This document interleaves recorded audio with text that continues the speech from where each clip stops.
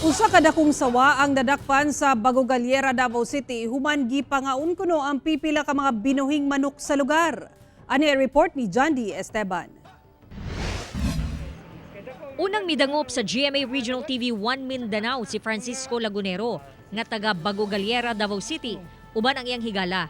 Bitbit nila ang usa ka sako.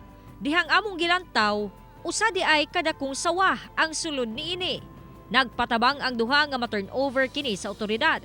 Gikuyugan namo sila sa Davao Crocodile Park aron didto una kini i-turnover kung asa dunay tarong nga pasilidad alang sa mga wild animals sama sa mga halas. Sumala ni Francisco nga tirador og manok ang mahong halas sa ilahang lugar sa Bagogalyera. Nakita naman gud namo, mo to akong nalang gidakop kay tulo naman ka manok ang kunani gipatay. Mo to ga ako na lang gidakop gisulod na kog sako. Ang mahong halas usa ka reticulated python o sawa.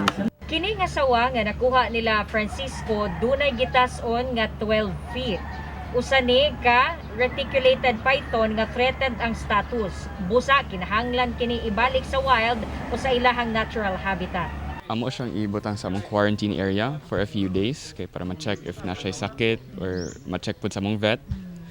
And then after a few days hopefully ang among mong program diri is kanang i-release pud mo sila after a few months or days na nasa diri kay para mabalik pud sila sa wild where they really belong.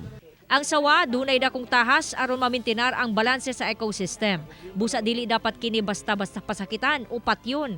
Ubos sa Republic Act 8485 kon the Animal Welfare Act, ginabawal ang basta-basang pagpatay o pagmaltrato sa unsa mang matang sa hayop. Ang si bisan kinsang mapamatud ang milapas niini, mapriso og usag tunga hangtod 2 ka tuig ug makamulta og dili mulapas sa 100,000 pesos. One thing, dili good sila venomous na snake, so don't worry pag mapaakan mo. Pero just be careful gyapon kay constrictor sila. Mutuok gyud na sila kung magunitan ka.